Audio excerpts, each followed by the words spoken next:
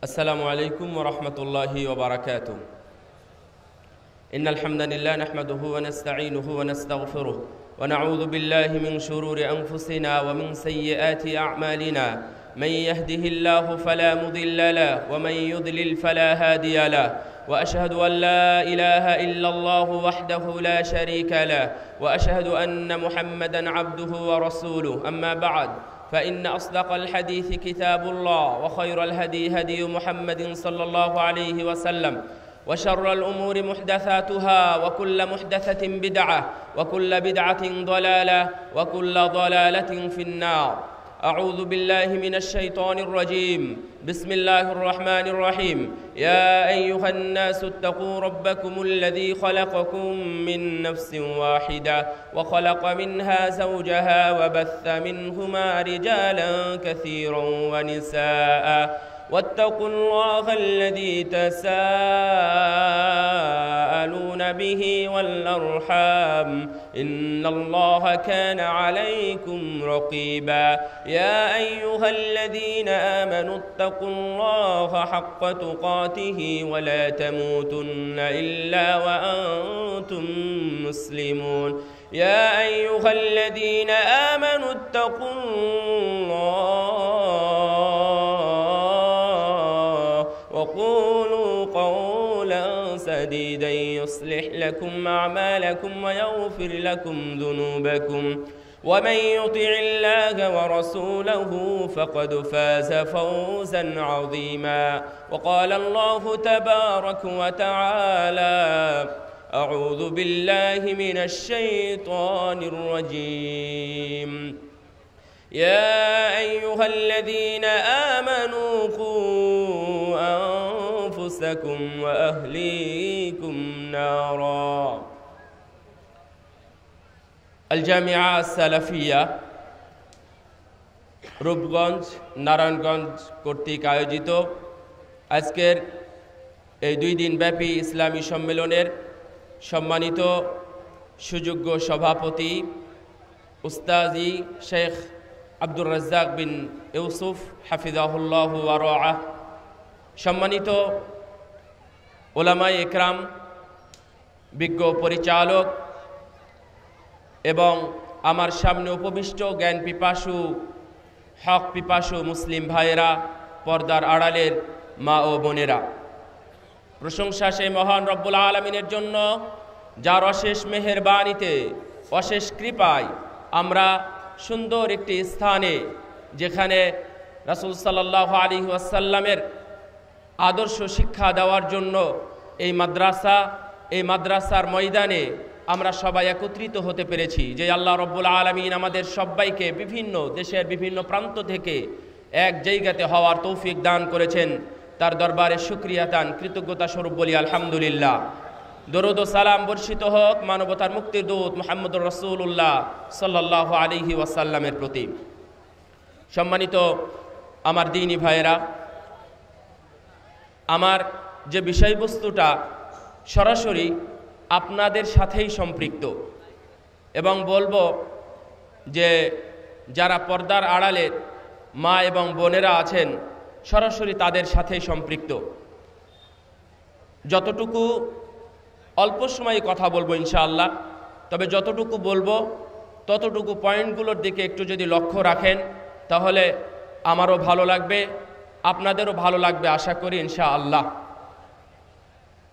ইসলাহুল বুয়ুত, পরিবার সংশোধন অথবা পরিবারে বাড়িতে সংশোধনের গুরুত্ব, সংশোধনের প্রয়োজন আছে কি না, যদি সংশোধন করি তাহলে ফলটা কি আসে, আর যদি সংশোধন না করি তাহলে এর পরিণতি কি হতে পারে। এজন্যই সাবজেক্টটার দিকে একটু লক্ষ্য রাখবেন।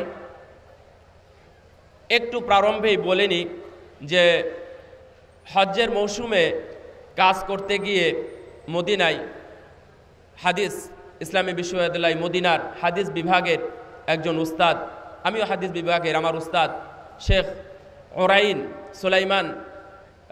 সুলাইমান ইবনে ওরাইন, যে পুরো নামটা আছে, তো উনি কিছু কথা বলতেন আমাদের বাংলাদেশি ভিআইপি হাজিদেরকে লক্ষ্য করে, সেটার আমরা ট্রান্সলেশন করে দিতাম।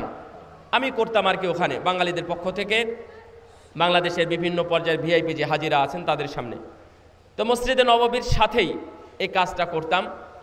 উনি কথা বলতেন, বলে দিতাম। তো আমি যতদিন ওনার পিছনে কাজ করেছি, ওনার সাথে কথা বলেছি, আমাদের বাঙালিদের এই হাজিদের, বিশ্ববিদ্যালয়ের প্রফেসর অথবা সচিবালয়ের কোনো ব্যক্তি এই ধরনের যারা ছিলেন, অথবা পদবী কোনো আর্মি অফিসার, এদের সামনে কথা বলতেন উনি। তো যতদিন কথা বলেছেন আমি ততদিনই এই আয়াতটা আগে শুনেছি, ইয়া আইয়ুহাল্লাযীনা আমানু কু আনফুসাকুম ওয়া আহলিকুম নারা। হে মুমিনগণ, মুমিনদেরকে লক্ষ্য করে বলছেন, হে মুমিনগণ, তুমি নিজে বাঁচো এবং তোমার পরিবারকে বাঁচাও আগুন থেকে। তুমি বাঁচো এবং তোমার পরিবারকে বাঁচাও আগুন থেকে। এর একটা ছোট্ট উদাহরণ আমি আপনাদের সামনে নিয়ে আসি। আপনি কেন বাঁচাবেন, কেন আগুন থেকে আপনি আপনার পরিবারকে বাঁচাবেন? একজন মা গেছেন এক উস্তাদের কাছে, গিয়ে বলছেন যে শেখ, আমার ছেলেরা সালাত আদায় করতে চায় না। দেখেন, আমার ছেলেরা সালাত আদায় করতে চায় না, তাহলে এদের জন্য আমি কি করব? বিশেষ করে ফজরের সালাতে ঘুম থেকে উঠতেই চাই না। তাদের ঘুম নাউম আমিক, অনেক গভীর ঘুম, ঘুম থেকে আমি কোনোভাবে জাগাতে পারি না। শেখ উস্তাদ বলেছেন আপনি তাদেরকে পানি ছিটিয়ে দিবেন, যা হাদিসে এসেছে, তাই না? পানি ছিটিয়ে দেওয়ার কথা বলা হয়েছে হাদিসে। পানি ছিটিয়ে দিবেন যেন তারা ঘুম থেকে জাগতে পারে। পানি ছিটিয়ে দিই তেমন কিছু হয় না, বেশি করে দিবেন। তো বলছেন যে পানি কি বেশি করে দেওয়া যায়? বাচ্চা ঘুমাচ্ছে তার উপরে। আচ্ছা ঠিক আছে, তো আপনি জাগাতে পারেন না? না, জাগাতে পারি না। আপনার সন্তান যে ঘরে ঘুমায় সে ঘরে কি এসি আছে, এয়ার কন্ডিশন আছে? তো ওই মা বলতেছেন জি, ও ঘরে এয়ার কন্ডিশন আছে, এসি আছে। রাত্রে ঘুমাচ্ছে, ঘুম অবস্থায় হঠাৎ করে ইলেকট্রিসিটির কোনো কারণে সেখানে আগুন ধরে গেল এবং পুরো ঘর ছড়িয়ে গেল। তো আপনি যখন দেখবেন যে আপনার সন্তানের ঘরে আগুন জ্বলতেছে, তখন আপনি কি করবেন? আপনার সন্তান ঘুমায়। তো মা বলতেছেন তাদেরকে ঘর থেকে বের করার চেষ্টা করব। তো উনি বলছেন যে কেন? আপনার সন্তান তো ঘুমায়, গভীর ঘুমে আছে, ওকে জাগাবেন কিভাবে?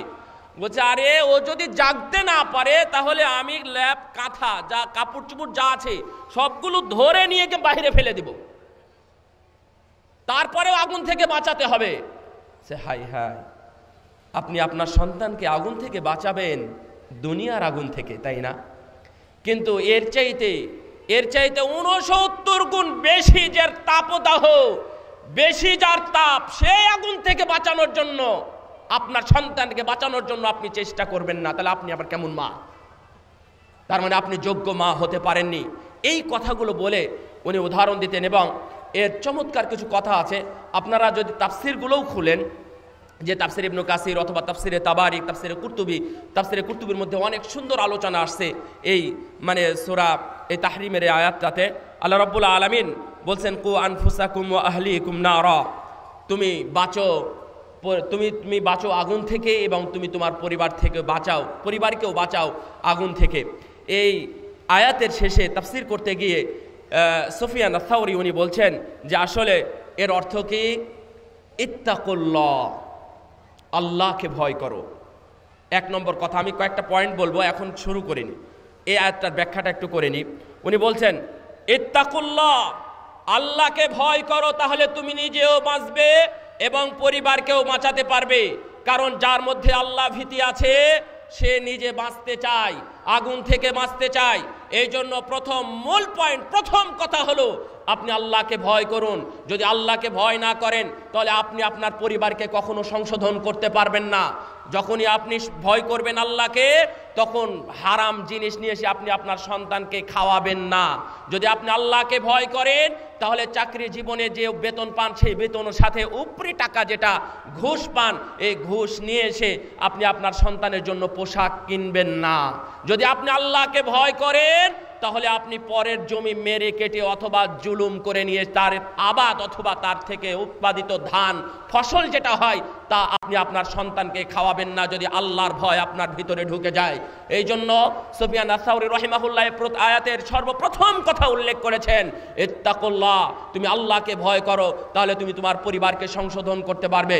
সম্মানিত উপস্থিতি, ইবনু আব্বাস রাদিয়াল্লাহু আনহু উনি বলতেছেন, কু আনফুসাকুম ওয়া আহলিকুম নারা, এর অর্থ কি? ইত্তাকুল্লাহ। ইবনু আব্বাসও তাই বলছেন। এক নম্বর হচ্ছে তুমি আল্লাহকে ভয় করো, ওয়া আউসু আহলিকুম বিতাকওয়াল্লাহ, তুমি তোমার পরিবারকেও বলো আল্লাহকে ভয় করো। শুধু আপনি ভয় করবেন আল্লাহকে আর পরিবারকে কখনো বলবেন না, তা কখনো হয় না। এই জন্যই লুকমান আলাইহিস সালাম উনি তার পরিবারকে তথা সন্তানকে এইভাবে বলেছিলেন যে, ইয়া বুনাই ইন্নাহা ইন তাকুম মিসকালা হাববাতিন মিন খারদালিন ফাতাকুন ফি সাখরাতিন আও ফিস সামাওয়াতি আও ফিল আরদি ইয়াতি বিহাল্লাহ। লুকমান আলাইহিস সালাম উনিও তাফসিরে এগুলো নিয়ে এসেছেন।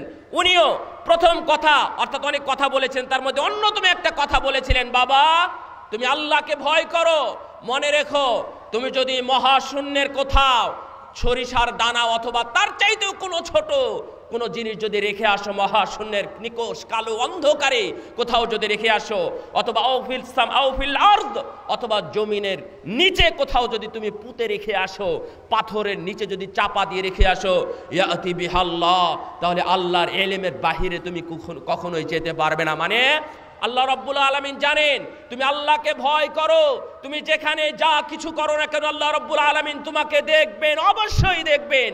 তুমি যদি পানির মধ্যে কিছু করো তাও আল্লাহ দেখবেন। তুমি মহাশূন্যে কোথাও একাই ফ্লাইট, আপনি বিমান নিয়ে চলে গেছেন, উপরে একাই আছেন, ওখানেও যদি কিছু করেন তাও আল্লাহ রাব্বুল আলামিন দেখবেন। যদি ওখানে যদি আপনি গিয়ে ভয় করেন যে না কেউ তো নেই তবে আল্লাহ আছেন, এই ভয়টা যদি আপনি করেন তাহলে বুঝবেন আমার মধ্যে আল্লাহ ভীতি আছে। আপনি চলে গেছেন সাহারা মরুভূমিতে, সৌদি আরবে অথবা জর্ডানে, সেখানে যাওয়ার পরে যখন আপনি এক জায়গায় পৌঁছেছেন তখন তার চারিদিকে তাকাবেন, উপর দিকে তাকাবেন, শুধু ধোঁয়ার ধোঁয়া, শুধু ফাঁকা জায়গা দেখতে পাবেন। সেখানেও যদি আপনি কোনো পাপ করে বসেন, সেখানে পাপ করার সময় যদি আপনি একটু মনে করেন যে না এখানে কেউ নেই, কোনো মানুষ নেই, কিন্তু আল্লাহ রাব্বুল আলামিন তো আমাকে দেখছেন, যদি আপনি এই ভয়টা করেন, এই ভয়টা আপনার ভিতরে থাকে, তাহলে আপনি বুঝবেন আপনার মধ্যে আল্লাহ ভীতি আছে। সুতরাং আপনি মনে রাখুন, ইসলাহুল বুয়ুত, পরিবার সংশোধনের এক নম্বর মূলনীতি হলো আপনি নিজে আল্লাহকে ভয় করুন। ইবনু আব্বাসের দ্বিতীয় কথা হলো আপনি ভয় করে আপনি আপনার পরিবারকেও আপনি ওসিয়ত করেন, তাদেরকে নসিহত করেন আল্লাহ ভীতির ব্যাপারে। সম্মানিত উপস্থিতি, ইসলাহুল বুয়ুত বলতে আমরা কি বুঝি, আমরা দুই একটা পয়েন্ট নিয়ে আপনাদের সামনে একটু হাজির হই। আমার উস্তাদ এবং এখানে যতগুলো মাদানি দেখছেন, শেখ আব্দুল আলিম, তারপরে আব্দুল মতিন ভাই চলে গেছেন, আব্দুল গনি ও আরেক বিশ্ববিদ্যালয়ে উচ্চশিক্ষার জন্য গেছে, এবং এই যে আব্দুর রাজ্জাক, মাদানি যতগুলো আছে, এখানে যারা আছে আমার মনে হয় প্রায় সবারই একজন উস্তাদ আছেন মদিনা বিশ্ববিদ্যালয়ের। সেটা হলো হোসাইন জাবেরি। হোসাইন জাবেরি হাফিজাহুল্লাহ ওয়া রাআ, মদিনা বিশ্ববিদ্যালয়ের পরিচিত একজন উস্তাদের একজন, প্রায় ১৫০০ টিচার আছে, তার মধ্যে পরিচিত হওয়া এটা কিন্তু অনেক বড় ব্যাপার। তো হোসাইন জাবেরি হাফিজাহুল্লাহ উনি আমাদের পড়ানোর সময় শুধুমাত্র আমাদেরকে লক্ষ্য করে বলতেন পরিবারের ব্যাপারে, শাবাব শাবাব শাবাব, এই যুবকরা শোনো, এই যুবকরা শোনো। উনি যে কথাগুলো বলতেন সে কথাগুলো ছিল চমৎকার। তার অন্যতম একটি হলো, তুমি যদি তোমার পরিবারকে সংশোধন করতে চাও তাহলে ইখতিয়ারুজ যাওজাইন, তুমি তোমার পরিবারে স্বামী স্ত্রী ভালো একজন দেখে বাছাই করো। দেখেন আমি এক নম্বরে বলতেছি, এক নম্বর হলো আপনি আপনার পরিবারকে যদি সুন্দর করতে চান, এখন থেকে আপনাকে প্র্যাকটিস করতে হবে এবং এখন থেকে মানসিকতা থাকতে হবে। প্রথম যেটা, মা বোনকেও আমি বলবো যে আপনি আপনার স্বামীকে ভালোটা বেছে নিন। আপনাকেও বলবো আপনি আপনার স্ত্রীকে ভালোটা বেছে নিন। রাসূল সাল্লাল্লাহু আলাইহি ওয়াসাল্লামের যে বিখ্যাত হাদিস আসছে, আপনারা শুধু অনুবাদ করেছেন যে তোমরা 4টা বিষয় দেখে বিয়ে করো, তাই না? সৌন্দর্য, টাকা পয়সা, বংশ, আর কি বলেন না, ওইটাই মনে নেই? দিন ধর্ম দেখে এই 4টা বিষয় দেখো, তাই না? নো, এটা নয়। অনুবাদটা হলো মানুষ চারটা বিষয় দেখে। বুঝেননি কথা? কেউ যদি অনুবাদ করে যে তোমরা চারটা বিষয় দেখো, আমার নবী বলেছেন, সহিহ বুখারীর হাদিস, নো, এটা অনুবাদ না। অনুবাদ হলো মানুষ চারটা বিষয় দেখে। চারটা বিষয় এক এক করে তিনটা বলেছেন, বলার পরে চতুর্থতে গিয়ে বলছেন যে ওয়াদিনুহা, তার দিনটা কেমন, তার ধর্মটা কেমন, তার তাকওয়াটা কেমন, এগুলো তুমি দেখো, খেয়াল করো। ফাজফার, একটা নির্দেশ, চারটার প্রতি নির্দেশ দেন রাসূল সাল্লাল্লাহু আলাইহি ওয়াসাল্লাম, একটার প্রতি নির্দেশ দিয়েছেন, সেটা হলো ফাজফার বিদাতিদ দ্বীন, তুমি মূল্যায়ন করো দিনটাকে, ধর্মটাকে। তারিবাত ইয়াদাক, তুমি যদি মূল্যায়ন করো এই দিনকে, তাহলে বাকি যেগুলো আছে তোমার হাত বরকতে পরিপূর্ণ হয়ে যাবে। আর তুমি যদি মূল্যায়ন না করতে পারো, তাহলে তোমার পরিবারে ধ্বংস অনিবার্য।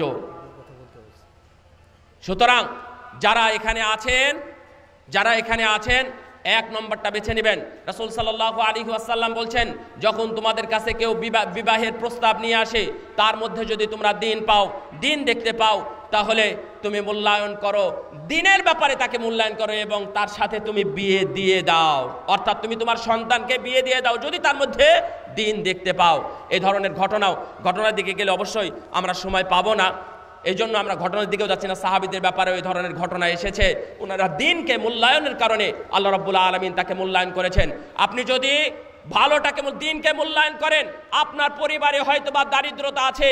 রাসূল সাল্লাল্লাহু আলাইহি ওয়াসাল্লামের অন্য একটা হাদিস ইবনে মাজার মধ্যে আসছে যে দুই ভাই, তারা দুই ভাই, এক ভাই রাসূল সাল্লাল্লাহু আলাইহি ওয়াসাল্লামের কাছে শিক্ষা অর্জন করত, আর এক ভাই শুধু কাজকর্ম করত। যে কাজ করত সে এসে রাসূলকে নালিশ করলেন, ইয়া রাসূলুল্লাহ, আমার ভাই তো শুধু আপনার কাছেই বসে থাকে, কোনো কাজকর্ম করে না, তো আমি শুধু একাই কাজ করি, তো ওকে কিছু বলেন ও যেন কাজকর্ম করে।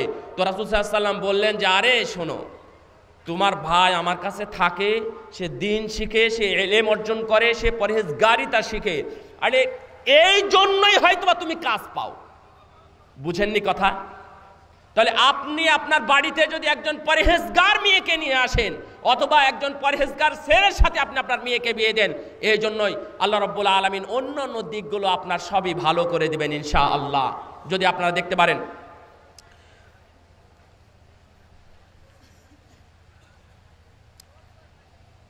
অনেক যদিও লম্বা আলোচনা, তারপরে আমি একটু টেনে যাই, আপনারা একটু খেয়াল করবেন। এক নম্বর যেটা, সেটা মনে রাখবেন, ইখতিয়ারুজ যাওজাইন, স্বামী এবং স্ত্রী ভালোভাবে বাছাই করে নেওয়া।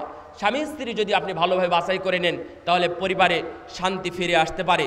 খারাপ পরিবারেও যদি একটা ভালো মেয়ে নিয়ে আসেন, তাহলে ওই মেয়েও তার বাবা মাকে সংশোধন করতে পারে এবং করে দিবে ইনশাআল্লাহ একদিন, যদি তার ভিতরে তাকওয়া থাকে। দুই নম্বর, আস-সাই ফি ইসলাহিজ যাওজা, আপনি আপনার পরিবারকে যদি সংশোধন করতে চান, পরিবারে যদি শান্তি ফিরিয়ে নিয়ে আসতে চান, তাহলে তাকে সংশোধন করুন। কিভাবে সংশোধন করবেন, এটাই তো কথা। এখানে দুই একটা কথা বলবো।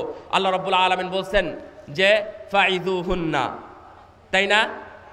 সূরা নিসার সম্ভবত 34 নম্বর আয়াত দেখবেন, আল্লাহ রাব্বুল আলামিন বলছেন ফাইযুহুন্না, যদি তোমাদের দুইজনের মধ্যে কোনো গন্ডগোল দেখো, অথবা কথায় যদি অমিল পাও বা মিল হচ্ছে না এমনটা দেখো, তাহলে তাকে উপদেশ দিতে থাকো, বলতেই থাকো। ফাইযুহুন্না, অন্য হাদিসে এসেছে, ওটা সহিহ বুখারীর মধ্যে এসেছে, রাসূল সাল্লাল্লাহু আলাইহি ওয়াসাল্লাম বলছেন ফাস্তাউসু খায়রান বিন নিসা, তুমি তোমার পরিবারকে, তুমি তোমার মহিলাদেরকে, সে বোন হোক অথবা স্ত্রী হোক অথবা আপনার অধীনস্থ যারা আছে, তাদেরকে আপনি উপদেশ দিতে থাকেন, উপদেশ দিতেই থাকেন। উপদেশ দিতে দিতে দেখবেন একদিন সে ঠিক হবেই। কারণ এটা প্রথমেই আল্লাহ রাব্বুল আলামিন প্রথম যে মূলনীতি আপনাদেরকে দিয়েছেন, তা হলো ফাইযুহুন্না, তুমি তাদেরকে উপদেশ দাও, ঠান্ডা মাথায়, নরম ভাষায়, লোভনীয় কিছু কিছু কথা বলো। যদি তাদেরকে কথা বলো, এই কথার কারণে হয়তোবা একদিন সে সমাধান হবে। যদি উপদেশ দিয়ে, আমি বলেছি ইসলাহিজ যাওজা, স্ত্রীকে সংশোধন করা। সংশোধন কিভাবে করবেন? আমি প্রথমে গেলাম, আল্লাহ রাব্বুল আলামিনের কোরআনের আয়াতে প্রথমে বলা হয়েছে ফাইযুহুন্না, তাদেরকে আগে উপদেশ দাও। হাদিসের মধ্যে এসেছে রাসূলুল্লাহ সাল্লাল্লাহু আলাইহি ওয়াসাল্লাম বলছেন ফাস্তাউসু খায়রান বিন নিসা, ওর কাছ থেকে ভালোটা কামনা করো, উপদেশ দিয়ে, ওসিয়ত করে, নসিহত করে তার কাছ থেকে ভালোটা কামনা করে। খবরদার তুমি কিছু বলে ভেঙ্গে ফেলো না, কিছু বলে ভেঙ্গে ফেলো না। তুমি যদি আজকে একদিনই এখনই সমাধান পেতে চাও, তাহলে ভেঙে যাবে, কারণ ওদের হাড়টা হলো বাঁকা। তুমি যদি ওটাকে সোজা করতে যাও তাহলে ওটা ভেঙে যাবে। খবরদার তোমরা ভেঙ্গো না, ওটাকে ভাঙ্গা যাবে না। ওইভাবে যদি আপনি সংশোধন করতে চান তাহলে ভেঙে যেতে পারে। আল্লাহ রাব্বুল আলামিন আরো বলেছেন অদ্রিবুহুন, তাদেরকে মারো। খবরদার লাঠি পিটা, গরুর লাঠি দিয়ে অনেকেই মানুষ পিটানো, মানে গরুর মতো করে স্ত্রীকে পিটায়। আয়েশা রাদিয়াল্লাহু আনহার একটা হাদিস আপনাদের জন্য শিক্ষা হতে পারে যে আমি রাসূল সাল্লাল্লাহু আলাইহি ওয়াসাল্লামকে জীবনে কোনোদিন কাউকে মারতে দেখি নাই, তবে যুদ্ধের ময়দানের খবর আমি জানি না। আবার বলবো, উনি বলছেন যে আমি রাসূল সাল্লাল্লাহু আলাইহি ওয়াসাল্লামকে কোনোদিন দেখিনি যে উনি কাউকে মারলেন, তবে যুদ্ধের ময়দানের খবর আমি জানি না। তার মানে উনি না মেরেই সমাধান করেছেন। মারতে হবে কেন? আপনার কথায় ওজন থাকতে হবে, আপনার ব্যক্তিত্ব থাকতে হবে। সারা জীবন স্ত্রীকে সাথে নিয়ে আপনি টিভি দেখেছেন, সারা জীবন স্ত্রীকে সাথে নিয়ে আপনি বেহায়াপনায় অংশগ্রহণ করেছেন, আর আপনি যখন বৃদ্ধ হয়ে গেছেন, চুল দাড়ি যখন পেকে গেছে, মাজাটা যখন বাঁকা হয়েছে, তখন আপনি আপনার স্ত্রীকে সংশোধনের চেষ্টা করছেন। ওইভাবে আপনি সংশোধন করতে পারবেন না। আপনার ব্যক্তিত্ব থাকতে হবে, তারপরে না আপনার স্ত্রী কথা শুনবে। বুঝেন নাই? সুতরাং এখন থেকে আপনাকে সমাধান নিজেকে করে নিতে হবে। আপনি নিজেই তো মসজিদ মুখে যান না, মসজিদে সালাত আদায় করতে যান না। আপনার সন্তানের বয়স 10 পেরিয়ে 15 পেরিয়ে যখন 20 হয়ে গেছে, তখন আপনি বলছেন এই নামাজ পড়ো না, কারণ নামাজ পড়ো যাও। তো আপনিও তো আগে নামাজ পড়তেন না, আপনি নিজেও সালাতের মূল্যায়ন করতেন না, এই জন্য আপনার সন্তানও তাই করতেছে। সুতরাং ব্যক্তিত্ব থাকতে হবে, শুধুমাত্র মেরেই তার সমাধান করা যায় না। সম্মানিত উপস্থিতি এবং আমার দ্বীনী ভাইয়েরা, ইজআলিল বাইতা মাকানান লিযিকরিল্লাহ, তুমি তোমার বাড়িকে আল্লাহর জিকিরের স্থান তৈরি করো। তুমি তোমার বাড়িকে জিকিরের স্থান তৈরি করো। তার মানে সেখানে কোরআন তেলাওয়াত হবে, সেখানে ভালো কথার গল্প হবে, সেখানে সাহাবীদের গল্প হবে। একটা ছোট্ট মেয়ের কাহিনী শোনেন। একটা ছোট্ট মেয়ে শিক্ষিকা বলেছে যে তোমরা কে কি হতে চাও তা তোমরা খাতায় লিখো। সবাই লিখেছে, তো ছোট্ট একটা বাচ্চা লিখেছে যে উরিদু আন আকুনা সাহাবিয়ান। সবাই বলেছে আমি প্রফেসর, আমি ডাক্তার, আমি ইঞ্জিনিয়ার, আমি প্রধানমন্ত্রী, বা আমি এমপি, মিনিস্টার, চেয়ারম্যান, মেম্বার ইত্যাদি এগুলো হতে চাই, আমি শিক্ষক হতে চাই। তো একজন ছেলে লিখেছে বা ছোট বাচ্চা লিখেছে আন আকুনা সাহাবিয়ান, আমি একজন সাহাবী হতে চাই। কি বুঝলেন? সাহাবী হওয়া কি সম্ভব? ও এটা আপনাদের কি সন্দেহ আছে নাকি? সম্ভব সাহাবী হওয়া? সম্ভব না, অসম্ভব।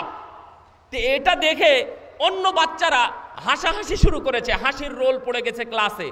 তখন শিক্ষিকা বলছেন তোমরা থামো, দেখে ওকেই জিজ্ঞাসা করি কেন সে এই কথা লিখলো, আমি সাহাবী হতে চাই। মা বোন, আপনার জন্য এই কথাটা বলতেছি। তো ওকে জিজ্ঞাসা করেছে তুমি কেন সাহাবী হতে চাও? তখন যে গল্পটা সে বলল তা অতি চমৎকার। সে বলতেছে আমি যখন প্রতিদিন রাত্রে ঘুমাই, তখন আমার মা প্রতিদিন একজন করে সাহাবীর গল্প শোনান। কার গল্প শোনান? একজন করে সাহাবীর গল্প শোনান। আবু বকরের গল্প, ওমরের গল্প, যায়েদ বিন সাবিতের গল্প, উসামা বিন যায়েদের গল্প, অথবা অন্যান্য সাহাবীর গল্প প্রতিদিন একজন করে শোনান।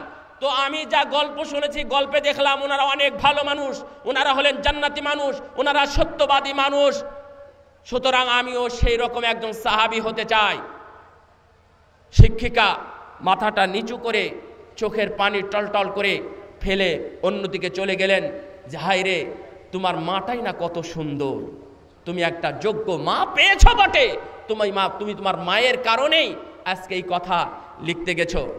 আপনার মোবাইলে আমি যদি এখনো হাত দিই তাহলে আপনার মোবাইলে বিভিন্ন গল্প গুজব পাওয়া যাবে। ঠাকুমার ঝুলি কে জানে না বলেন তো?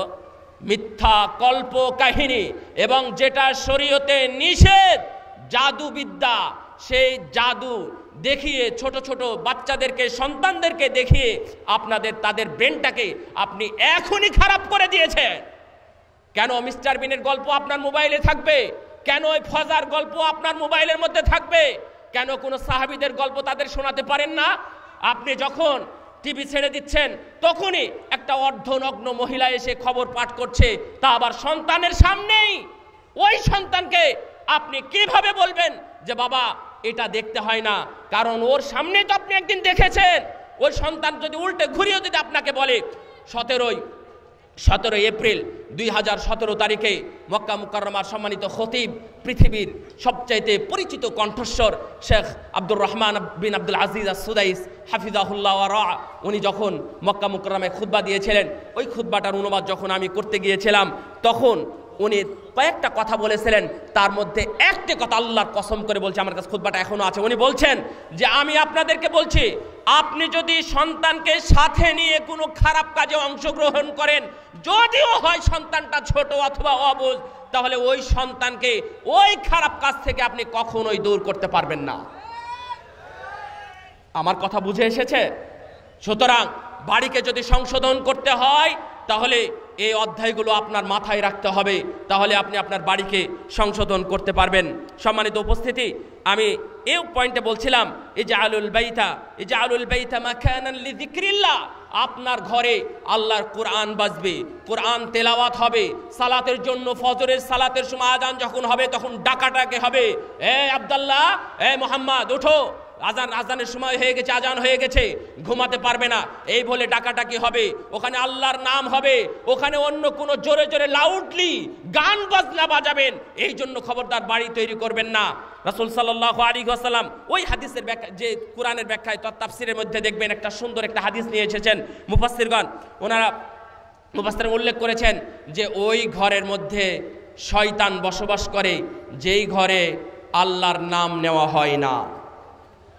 তো আপনি আপনার ঘর তৈরি করেছেন, ইট বালি সিমেন্ট টাইলস দিয়ে সুন্দর করে ঘর তৈরি করেছেন, ওই ঘরে কখনোই কোরআন তেলাওয়াত হয় না, কোরআনের কথা বলা হয় না, কোরআন সম্পর্কে কোনো আলোচনা হয় না, তাহলে শয়তান থাকবে নাকি ফেরেশতা থাকবে ওখানে? আর আপনি আপনার বাড়িতে কি তৈরি করেছেন?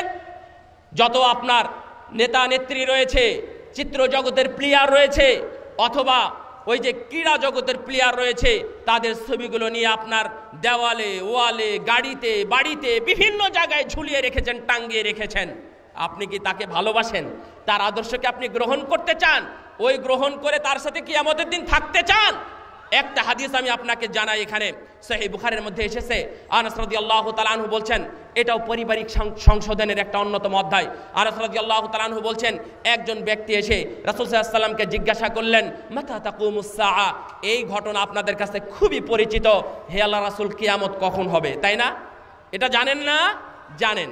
হাদিসের শেষের শব্দগুলো অনেকে জানেন না, তাই বলছি। রাসূল সাল্লাল্লাহু আলাইহি ওয়াসাল্লাম বললেন, তুমি এর জন্য কি প্রস্তুতি নিয়েছো?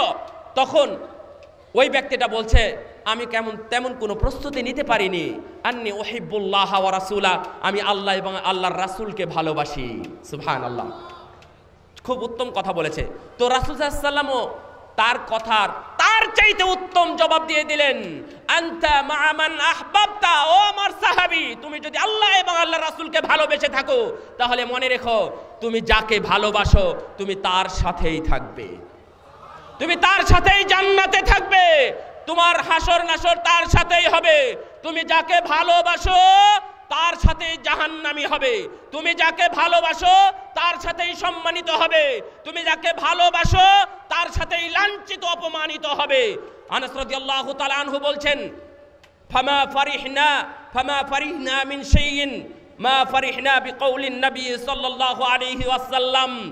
আমি রাসূলের কথায় যত খুশি হয়েছি, অন্য কথায় যত খুশি হয়েছি, আমি রাসূল সাল্লাল্লাহু আলাইহি ওয়াসাল্লামের এই কথায় অনেক বেশি খুশি হয়েছি। বিকাউলিন নবী সাল্লাল্লাহু আলাইহি ওয়াসাল্লাম, আনতা মা'a মান আহবাবতা, তুমি যাকে ভালোবাসো তুমি তার সাথে জান্নাতে থাকবে।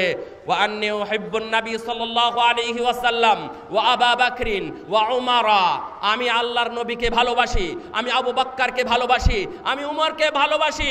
ওয়ালা মাকুন মিসলা আমালিহিম, যদিও আমি আবু বকরের মতো মর্যাদাবান হতে পারবো না, যদি আমি রাসূলের মতো আমল করতে পারবো না, যদি আমি উমরের মতো জান্নাতে সেই বড় ঘর পাবো না, মজার কথা হলো আমি তাদের সাথেই জান্নাতে থাকবো। আপনি কাকে ভালোবাসেন? এই জন্যই তো বলছি যে আপনি যাকে ভালোবাসেন তার ছবিগুলো ওয়ালে, দেওয়ালে, বাড়িতে, গাড়িতে বিভিন্ন জায়গায় টাঙ্গিয়ে রেখেছেন, সাবধান হন। যদি আপনি তাকে ভালোবাসেন, মানুষকে এমনি তো ভালোবাসা থাকতেই পারে, কিন্তু ভালোবাসার অর্থ এটা নয় যে আপনার বাড়ি আল্লাহর জিকির থেকে অনেক দূরে রাখবেন। সম্মানিত উপস্থিতি, আপনি আপনার ঘরকে কেবলামুখী করুন। কেবলামুখী বলতে এর অর্থ হচ্ছে যে আপনি আপনার বাড়িতে সালাত আদায় করুন। এখানে অনেকেই আছেন তারা তো মসজিদেও যান না, বাড়িতেও নামাজ পড়তে লজ্জা পান বইয়ের সামনে। বুঝেননি? ও নিজে মসজিদে যায় না, আবার বাড়িতেও সালাত আদায় করতে লজ্জা পায় বইয়ের সামনে। আপনি আপনার বাড়িতে এত সুন্দর ঘর করেছেন, কোনোদিন সালাত হয় না, কোনোদিন কেবলামুখী হওয়ার জন্য কোনো পরিস্থিতি জন্ম হয় না। যদিও এখানে অনেক ভালো উদাহরণও আছে আলহামদুলিল্লাহ। আমি অনেক বাড়িতে গেছি, আমি অনেক বাংলাদেশের বাংলার বুকেই অনেক বাড়িতে গেছি, গিয়ে দেখি যে বাড়ি যায় অনেক মা বোনেরা আছেন বাড়িতে, তারা যেন এক জায়গাতে সালাত আদায় করতে পারে এই জন্য মসজিদের মতো একটি জায়গায় করা আছে। আলহামদুলিল্লাহ, এটা একটা ভালো উদাহরণ।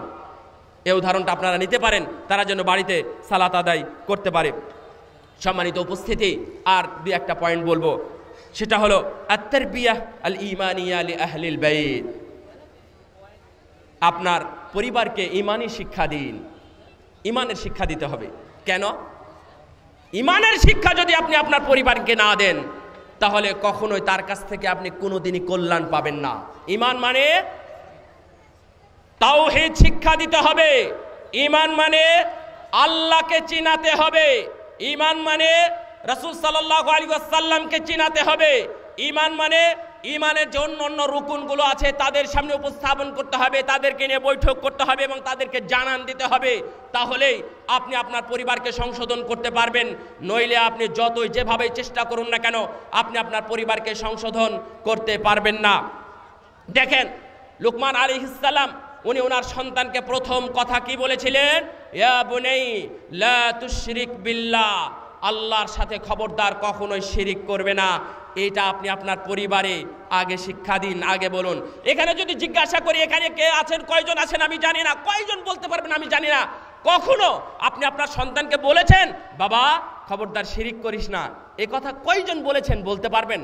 আমার ধারণা হয়তোবা দুই একজন মানুষ আছেন যারা বলেছিলেন আরে কথার মধ্যে অনেক হিকমত আছে, আপনি বলবেন যে বাবা এই সমস্ত কাজ করার দরকার নাই, থাক এগুলো যাস না, এগুলো করিস না। নো, আপনি কোরআনের আয়াত অনুযায়ী সরাসরি অনুবাদ স্বরূপ তাকে বলুন বাবা খবরদার শিরিক করবি না জীবনে কখনো। তো ভুল করে কখনো কোনো কাজ করতে গেছিল, আর এক হুজুর তাকে বলল যে এটা তো শিরক, তখন বাবার কথাটা মনে হবে ওহো আমার বাবা তো আমাকে বলেছিলেন যে বাবা খবরদার শিরিক করিস না, এটা যদি শিরক হয় তাহলে এটা আমি করতে পারবো না। এই জন্যই ঈমানের চর্চামূলক যে আলোচনাগুলো সেইগুলো তাদের সামনে আলোচনা করতে হবে, তাদেরকে বলতে হবে তাওহীদ সম্পর্কে, আল্লাহ সম্পর্কে তাদেরকে জানাতে হবে। মারিফাতুল্লাহ ও মারিফাতুর রাসূল ও মারিফাতুদ্দিন, তিনটা জিনিস মনে রাখবেন। এক, আল্লাহর পরিচয় দেওয়া, আল্লাহর ক্ষমতা সম্পর্কে জানা, আল্লাহ রাব্বুল আলামিন সম্পর্কে জানানো তথা তাওহীদের পূর্ণাঙ্গ অধ্যায়টা তাকে জানানো। দুই, মারিফাতুর রাসূল, রাসূল সাল্লাল্লাহু আলাইহি ওয়াসাল্লাম সম্পর্কে তাকে ধারণা দেওয়া। রাসূল সাল্লাল্লাহু আলাইহি ওয়াসাল্লাম মাটির তৈরি নাকি নূরের তৈরি, রাসূল সাল্লাল্লাহু আলাইহি ওয়াসাল্লাম গায়েব জানতেন কি জানতেন না, তারপরে ওনাকে সৃষ্টি যদি না করা হতো তাহলে দুনিয়ার কিছুই সৃষ্টি করা হতো না। এই ধরনের ধারণা এবং এই ধরনের বানোয়ার যে কিছু হাদিসগুলো রয়েছে এই বিষয়ে রাসূল সাল্লাল্লাহু আলাইহি ওয়াসাল্লামকে চিনাতে হবে। কারণ আমরা একটা জায়গাতে দেখেছি যে মুআবিয়া ইবনে হাকাম আস-সুলামি রাদিয়াল্লাহু আনহু উনি একজনকে চট দিয়েছিলেন একটা জারিয়া বালিকাকে, তখন ডাকার পরে ইন্টারভিউ নিলেন তাকে ছেড়ে দেওয়ার জন্য। প্রথম প্রশ্ন করেছিলেন আইনাল্লাহ, আল্লাহ কোথায়? বলল যে আল্লাহ ফিস সামা, পাস। প্রথম প্রশ্নে 100 ভাগ পেয়ে গেলেন উত্তর, অর্থাৎ মার্কস পেয়ে গেল ওই বালিকাটা। দ্বিতীয় প্রশ্ন করলেন মান্নানা, আমি কে? তখন সে বলেছিল, ছোট্ট মহিলা বলেছিল আনতা রাসূলুল্লাহ, আপনি হলেন আল্লাহর রাসূল। রাসূল সাল্লাল্লাহু আলাইহি ওয়াসাল্লাম এই কথা শুনে বললেন আতিকাহা ফাইন্নাহা মুমিনা, আরে ওকে ছেড়ে দাও, ও হচ্ছে মুমিনা মহিলা। সুবহানাল্লাহ। সুতরাং আপনি আপনার সন্তানকে যদি ঈমান সম্পর্কে জানাতে পারেন, আল্লাহ সম্পর্কে, রাসূল সাল্লাল্লাহু আলাইহি ওয়াসাল্লাম সম্পর্কে জানাতে পারেন, তাহলে দেখবেন যে পরিবারে শান্তি ফিরে এসেছে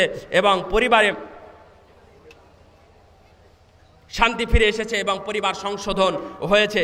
এখানে ছোট্ট দু একটা কথা আছে, সেটা হলো বাড়িতে প্রবেশ করতে গিয়ে কি করতে হয় বা বাড়ি থেকে বের হওয়ার কি দোয়া। আমার একজন উস্তাদ এখানে আমাদের ভাই মাদ্রাসার প্রিন্সিপাল শেখ আব্দুল আলিম মাদানী সম্ভবত ওনারও উস্তাদ, মোহাম্মদ বিন আলী বিন হাদিয়াদ মাদখালি উস্তাদ তো না, তো উনি বলছেন যে তোমরা জিকির আজকারের উপর একটু গুরুত্ব দিও। একটা ছোট্ট দোয়া,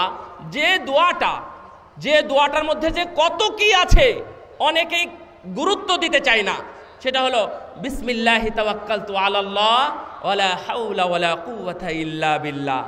এটা অনেকেই জানেন তাই না? কিসের দোয়া এটা? আলহামদুলিল্লাহ, মাশাআল্লাহ, তাহলে কিছু ইমপ্রুভ হয়েছে।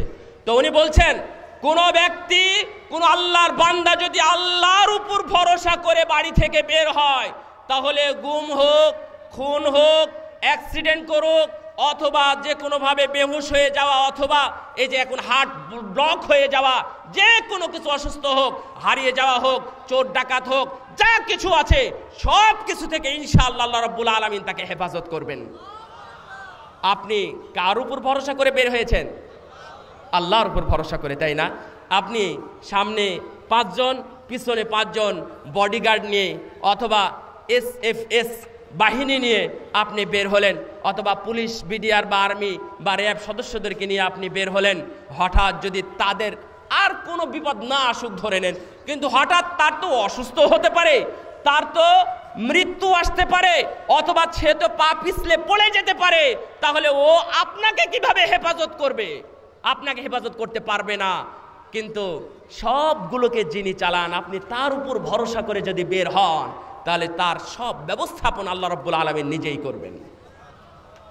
হানজালা রাদিয়াল্লাহু আনহু উনি বাড়ি থেকে বের হয়েছিলেন, তাই না?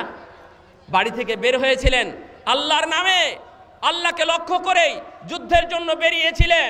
স্ত্রী ছুটে চলে গেছে, নতুন স্ত্রী, যে আমার স্বামীকে গোসল দেওয়াতে হবে।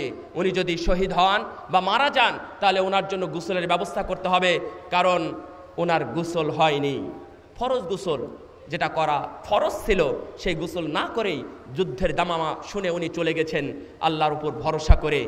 তারপরে রাসূল সাল্লাল্লাহু আলাইহি ওয়াসাল্লাম বললেন লাশটা নিয়ে এসে তার গোসলের ব্যবস্থা করা। লাশটা খুঁজে যখন পাওয়া গেল না, তখন রাসূল সাল্লাল্লাহু আলাইহি ওয়াসাল্লাম সেজদায় পড়ে গেলেন। কি না জানি লাশের হয়তোবা অপমান অথবা অপদস্থ হচ্ছে, কোথাও হয়তোবা কাফেরেরা সেটাকে নিয়ে গিয়ে ছিন্ন ভিন্ন করে ফেলেছে। এই জন্য রাসূল সাল্লাল্লাহু আলাইহি ওয়াসাল্লাম আল্লাহর দরবারে সেজদায় পড়ে গেলেন। আল্লাহ রাব্বুল আলামিন জিবরিলের মাধ্যমে জানালেন, মুহাম্মদ তাকাও তুমি উপরের দিকে, হানজালার গোসলের ব্যবস্থা আসমানে হয়েছে। আপনি যদি আল্লাহ ভরসা করে বাড়ি থেকে বের হন, সন্তানকে যদি আপনি এই শিক্ষা দিন, ইনশাআল্লাহ হেফাজতের দায়িত্ব আল্লাহর উপরেই থাকবে ইনশাআল্লাহ।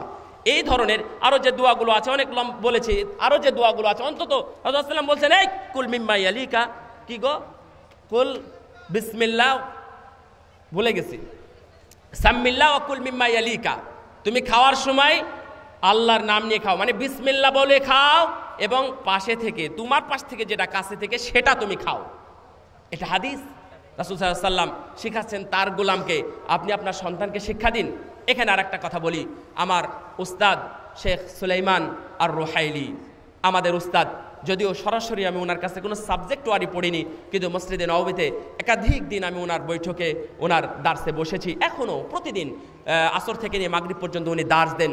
যারা যাবেন মসজিদে নববীতে রওজার একটু সামনে এগিয়ে গিয়ে ওখানে উনি বসেন, দেখবেন কত সুন্দর ভাষায় উনি ভাষণ দেন, কথা বলেন। তো উনি বলছেন, আল্লিমু আওলাদাকুম সূরাতাল ফাতিহা, তুমি তোমার সন্তানকে সূরা ফাতিহাটা শিক্ষা দাও, কারণ তুমি যদি আজকে তাকে সূরা ফাতিহাটা শিক্ষা দাও, তাহলে সে দুনিয়াতে যত দিন বেঁচে থাকবে তত দিন সালাত আদায় করবে, আর তত দিন সে সালাতে মিনিমাম 17 বার এই সূরা ফাতিহাটা তেলাওয়াত করবে। যদি তেলাওয়াত করেও 10টা নেকি পায়, আপনি শিক্ষা দিয়েছিলেন, এই জন্য আপনিও 10টা পাবেন। তাহলে এই ছোট্ট ছোট্ট দোয়াগুলো তাদেরকে শিক্ষা দিবেন। রাসূলুল্লাহ সাল্লাল্লাহু আলাইহি ওয়াসাল্লাম বললেন, সুবহানাল্লাহ বললে কি হয়, আসমান জমিনের মাঝে যা ফাঁকা জায়গা আছে নেকি দিয়ে পূর্ণ করা হয়, তাই না? জানেন সুবহানাল্লাহ আলহামদুলিল্লাহ তামলা মা বাইনাস সামা ওয়াল আরদ, যে এই আসমান জমিনের মধ্যে যা আছে পূর্ণ হয়ে যায়। তাহলে আপনি আপনার সন্তানকে এটাই শিখান না, সুবহানাল্লাহ শিখান, লা ইলাহা ইল্লাল্লাহ শিখান। এটাই আপনাকে ফায়দা দিবে মৃত্যুর পরে অথবা মৃত্যুর আগে বা হাসরের ময়দানে। কেন?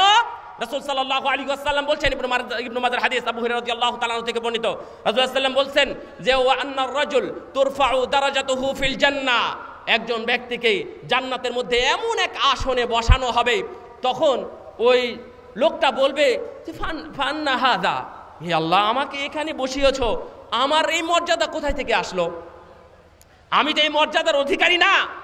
তখন আল্লাহ রাব্বুল আলামিন বলবেন বিইস্তিগফারি ওয়ালাদিকা লাক, তোমার সন্তান তোমার জন্য ক্ষমা প্রার্থনা করেছিল, এই জন্য তুমি আজকে মর্যাদার আসরে বসে আছো। সুবহানাল্লাহ। তাহলে আপনি আপনার সন্তানকে ইস্তিগফার শিক্ষা দেন, কি বলে দোয়া করতে হয় আমার জন্য, মিন্স আপনার জন্য কিভাবে দোয়া করবে এটা আপনি শিক্ষা দিন। যদি এই শিক্ষাটা সে লাইফে বাস্তবায়ন করে, তাহলে এর জন্য আপনার মর্যাদা আল্লাহ রাব্বুল আলামিন বাড়িয়ে দিবেন, ঠিক না? অবশ্যই ঠিক। এই জন্য জিকির আজকার অনেক আছে, জিকির আজকারের বিষয়ে আপনারা একটু গুরুত্ব দিবেন অবশ্যই। সম্মানিত উপস্থিতি, বিশেষ করে তাদেরকে সালাতের বিষয়ে আপনি একটু গুরুত্ব দিবেন, কারণ এই বিষয়ে অনেক হাদিস এসেছে, আমি হাদিসের দিকে যাচ্ছি না, শুধুমাত্র সালাতের নির্দেশই আছে, মুরু আওলাদাকুম বিসসালাতি বিসাবআ ওয়া হুম বিসাবআ, তারা যখন 7 বছর বয়সে তাদেরকে নির্দেশ দাও তারা যেন সালাত আদায় করে, 10 বছর হলে তাদের উপর কঠোরতা আরোপ করো, প্রয়োজনে মৃদু প্রহার করো, তারপরেও তাদেরকে সালাত আদায় করাও, সালাতের প্রতি তুমি সালাতের জন্য তাদেরকে প্র্যাকটিস করাও। এখন যখন 25 বছর বয়স, তখন আপনি বলছেন এই তুই নামাজ পড়িস না কেন, যা নামাজ পড়ি আই, বলে না নামাজ পড়, তো নামাজ কেন পড়বে? আপনি তো এখানে বসে ওকে নির্দেশ দিচ্ছেন, বুঝেননি কথা না? আপনি যাচ্ছেন মাঠের দিকে, বাজারের দিকে, আর ওকে বলে যাচ্ছেন যে তুই মসজিদে যা, তাহলে ওই সন্তান মসজিদে যাবে? নিয়ম হলো সন্তান যখন 7 বছর হবে তখন থেকে তার এই আঙ্গুল ধরে হাত ধরে মসজিদের দিকে নিয়ে যাবেন, তবেই আপনার সন্তান সালাত শিখবে, তবেই সে মসজিদ চিনবে। আপনার সন্তান পার্কের রাস্তা ঠিক চিনে, আপনার রাস্তা এই ধরনের, এখানেও আমার মনে হয় অনেক মানুষ আছে, অনেক পরহেজগার ভাইরাও আছে, আল্লাহ রাব্বুল আলামিন তাদেরকে কবুল করুন, দোয়া করি। অনেক পরহেজগার ভাইরাও আছেন যারা গল্প করেন যে কি করব বলেন তো, ওই বাড়িতে টিভি আছে, আমার বাড়িতে টিভি নাই, সময়ে অসময়ে তাদেরকে গিয়ে ডিস্টার্ব করে এবং সেখানে গিয়ে টিভি দেখে, শুধু যন্ত্রণার কারণে। আমি পিস টিভি দেখাই, কিন্তু আমার বাড়িতে আমার সন্তানের জন্য টিভিটা কিনেছি। আপনার সন্তান ওই টিভিওয়ালা বাড়ি চিনে, আপনার সন্তান পার্কের রাস্তা চিনে, আপনার সন্তান সিনেমা হলের রাস্তা চিনে, আপনার সন্তান রসগোল্লা খাওয়ার জন্য বাজারের রাস্তা চিনে, কিন্তু মুসল্লির জন্য, সালাতের জন্য সে মসজিদের রাস্তা চিনতে পারেনি। সুতরাং এর জন্য আপনি দোষারো, আপনি হলেন মূল ব্যক্তি, মূল দায়ী। এই জন্য আপনি কোথায় বাড়ি সংশোধন করবেন? বাড়ি সংশোধনের কোনো খোঁজ নেই, আর বলতেছেন যা নামাজে যা। কিভাবে নামাজে যাবে? শোনেন, নামাজের বিষয়ে দুই একটা এখানে কথা বলতে হবে। সেটা হলো, আমি বলেছি ইসলাহুল বুয়ুত, পরিবারের সংশোধন। এখানে যারা আছেন তাদের মা বোনদেরকে আমি বলবো, আপনাদেরকে বলতেছি, আপনারা মা বোনদের সালাতের দিকে লক্ষ্য করুন, তারা সালাত ঠিকভাবে আদায় করে না। বিশেষ করে ওরা জহরের নামাজ কোনোদিন ঠিকভাবে আদায় করে না। বুঝেননি কথা? আপনার ওয়াইফ, আপনার মা, আপনার বোন, আপনার ফুপু, আপনার খালা, যাদের সাথে যাবেন, মুসাফা করবেন, কথা বলবেন, এগুলো জায়েজ। ওই তাদেরই আপনি সালাতে দেখবেন যে কুকুরের মতো, আস্তাগফিরুল্লাহ, আমি অবশ্যই এটা বলতে চাইনি, রাসূল হাদিস বলতেছে যে কুকুরের মতো হাত বিছিয়ে দিয়ে সালাত আদায় করছে। কারণ ওরা আগ থেকে জেনেছে যে মহিলাদের সালাত আঁটো সাঁটোভাবে পড়তে হবে, যেন পর্দার কোনো খেলাফ না হয়, এই জন্য ওরা সালাত আদায় করছে। ওর দেখবেন মাথা মাসাহা করতে জানে না, মাথা মাসাটা একটু শিখিয়ে দিবেন। ওযু করে দেখবেন যে আগে ডান হাতে পানি নিয়ে আগে বাম হাত ধুচ্ছে। বুঝেন নাই কথা? তো এগুলো হচ্ছে ভুল, এই ভুলগুলোর একটু সংশোধন করে নেবেন।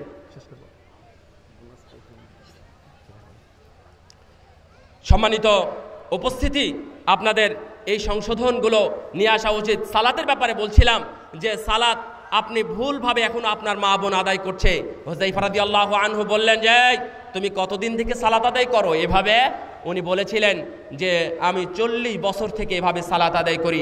হুযায়ফা রাদিয়াল্লাহু, সহিহ বুখারীর মধ্যে এসেছে। তো উনি বলছেন যে আরে 40 বছর না, তুমি যদি সারা জীবনে এভাবে সালাত আদায় করো তাহলে এটার নবীর নামাজ নিয়ে তুমি কবরে যেতে পারবা না। আপনার মা বোন তো এইভাবে সালাত আদায় করছে, তাদেরকে কে সংশোধন করবে? ওই মসজিদের ইমাম, হুজুর, নাকি এখানকার বক্তা গিয়ে আপনার বউকে সংশোধন করবে? কে সংশোধন করবে? আপনাকে সংশোধন করতে হবে। সুতরাং সাবধান, এভাবে অনেকেই হজের মধ্যে গিয়েও ভুল করছেন, সেগুলো সংশোধন করা উচিত। পরিবারের সংশোধন বলতে যেটা বোঝায়, পরিবারকে কোরআন সুন্নাহর আলোকে যেন আপনি গড়তে পারেন, পরিবারকে কোরআন সুন্নাহর আলোকে যেন তাদেরকে আপনি উপস্থাপন করতে পারেন এবং আল্লাহর সন্তুষ্টির জন্য তারা কিছু করতে পারে, এইভাবে আপনি চেষ্টা করবেন। ইনশাআল্লাহ দেখবেন আপনার পরিবারে শান্তি ফিরে আসবে। সম্মানিত উপস্থিতি, আপনাদের বিভিন্ন সময় এই বছরও আমি আব্দুল্লাহর সাথেও কথা বলেছি যে প্রশ্ন উত্তরের একটা ব্যবস্থা করা উচিত, তাই না? এই ব্যবস্থাটা জানি না এখন কর্তৃপক্ষ কতদূর পর্যন্ত কি করেছেন আমি জানি না, তবে ব্যবস্থা থাকা উচিত। মানুষের মনের মধ্যে বিভিন্ন প্রশ্ন থাকে, প্রয়োজনে সরাসরি মাইক দিয়ে প্রশ্ন উত্তরের ব্যবস্থা করলে এটা ভালো হয়, বা লিখিত আকারে 2-4 জন শেখ আব্দুর রাজ্জাক বিন ইউসুফ উনি থাকলেন, শেখ মুজাফফর বিন মহসিন থাকলেন, শেখ প্রিন্সিপাল সাহেব উনিও থাকলেন, এগুলো থেকে যদি সমন্বয়ে প্রশ্ন উত্তরের ব্যবস্থা করা হয় তাহলে এটা ভালো হয়। তবে এই প্রশ্ন উত্তরের জন্য আমাদের অনেক জায়গাতে প্রশ্ন করে বিভিন্ন জালসাতে গেলে, তো আমরা বলি যে এই একটা বই আরকানুল ইসলাম আসিরাত প্রকাশনী থেকে, এবং এই সিরাত প্রকাশনীতে যারা আছে এদের সম্পাদনায় এই বইটা প্রশ্ন, শুধুমাত্র প্রশ্ন সংকলিত অনেকগুলো আপনার আরকানুল ইসলাম মানে হচ্ছে ঈমান, সালাত, সিয়াম, হজ, যাকাত সহ সংশ্লিষ্ট যে অধ্যায়গুলো আছে এই অধ্যায়গুলো নিয়ে এইটা বইটা সাজানো। সুতরাং আপনারা এই বইটা কষ্ট করে হলেও একটু কালেকশন করবেন, নিয়ে যাবেন, কাছে রেখে দিবেন, প্রয়োজনে যেখানে ঘুমাবেন বালিশের তলে রেখে দিবেন, বালিশের কাছে রেখে দিবেন, যে কোনো সময় অধ্যায় বের করে যেন আমি প্রশ্ন এবং উত্তরটা দেখতে পারি। আমি আপনার কল্যাণের জন্য বললাম, অন্য কোনো উদ্দেশ্য ছিল না। বারাকাল্লাহু ফিকুম। আল্লাহ রাব্বুল আলামিন আমাদের সবাইকে যেন পরিবারকে সংশোধন করার তৌফিক দান করেন, আমিন। ওয়া আখির দাওয়ানা আলহামদুলিল্লাহি রাব্বিল আলামিন। আকুলু কওলি হাযা আস্তাগফিরুল্লাহ লি ওয়া লাকুম ওয়া লিসাইরিল মুসলিমিন ওয়া সাল্লাল্লাহু আলা নাবিয়িনা মুহাম্মদ। আসসালামু আলাইকুম ওয়া রাহমাতুল্লাহি ওয়া বারাকাতুহু।